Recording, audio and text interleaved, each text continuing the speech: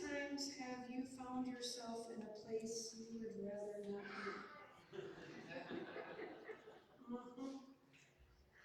It's a place where nothing is familiar.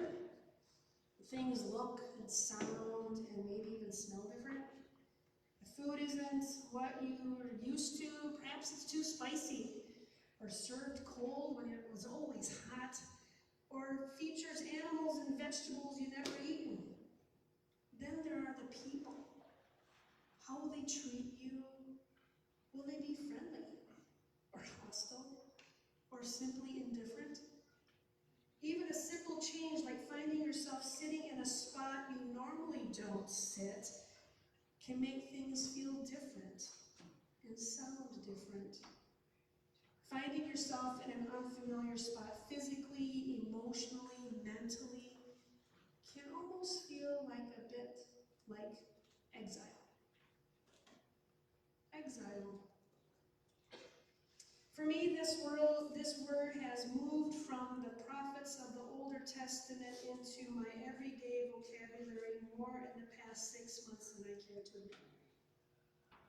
I'm feeling a deep loss, a separation from what our country and culture used to be, and I'm anxious about what it might become.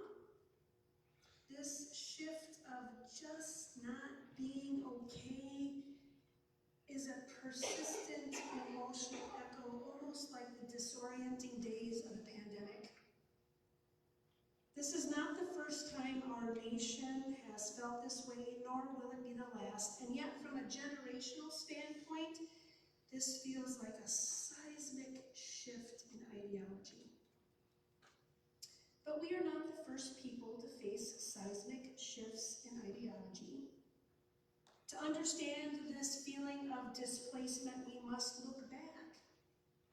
The prophets of the Older Testament knew a thing or two about cultural, theological, and ideological shifts. Jeremiah knew this feeling well.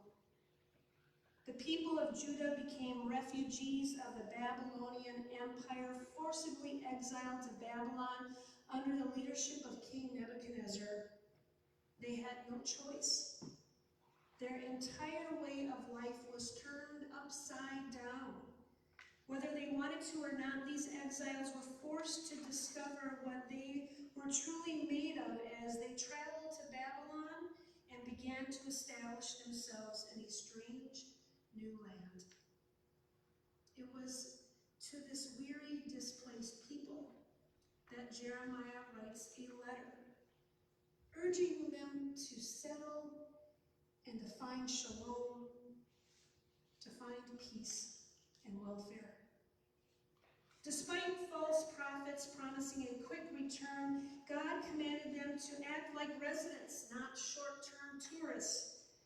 This message included what is perhaps the most difficult instruction in the entire Older Testament, a command to pray for their enemies and unbelievers. Jeremiah wrote, "Seek the welfare of the city where I have sent you into exile, and pray to God on its behalf, for in its welfare you will find your welfare." Jeremiah's simple instructions were to build, to plant, to live, to marry, to pray, and to seek. These active verbs demanded endurance and required a profound trust and faith that God could find a way out of no way. These instructions were spoken to a people whose emotional lives were stuck in the past. Remember when we used to do it this way? Remember when we would gather in that place? Jeremiah was trying to move the people of Judah out of that reminiscent stage and into the present, which alone could point them toward a real future. As scholar Song-Mi Susie Park writes, quote, "By telling a community that had been dispersed and displaced that it ought to try to live a good life, God is not simply requesting a lifestyle shift, but a radical adjustment of their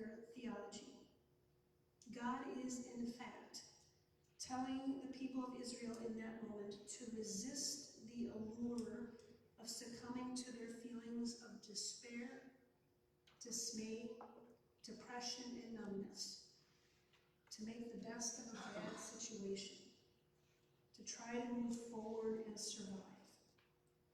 Jeremiah, in essence, is calling on the exiled Israelites to sustain their faith in God. End quote. This passage, though, evokes urgent questions for us, especially since we see the historical patterns of aggressors seeking control repeating themselves today. Why, even in today's standards, does this still continue? Jeremiah lived between 650 and 570 BCE, before Common Era. His prophetic message was often unwelcome, yet when one listened carefully, it contained elements of both truth and hope. The questions remain, as Professor Park points out, quote, in what ways has the church faced situations of injustice, chaos, and horror with passivity and hopelessness? When and in what ways have we equated acceptance with doing nothing and feeling nothing?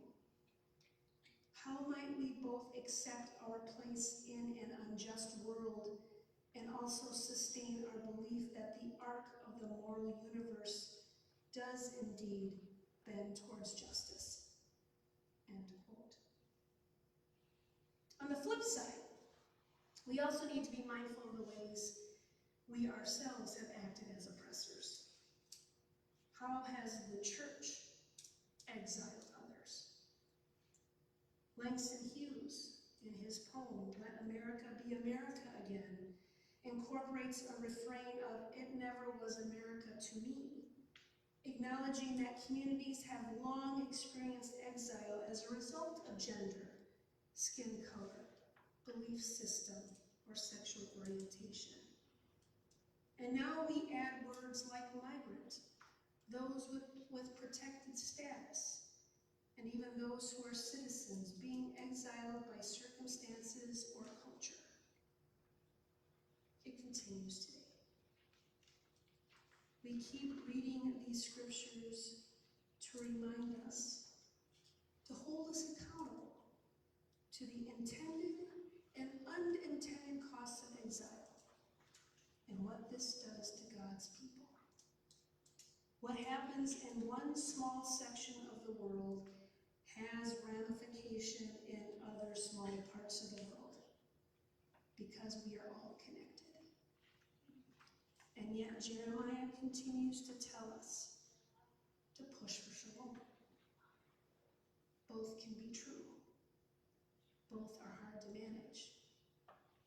Both exist. Both require God. To build, to plant, to cultivate, to promote,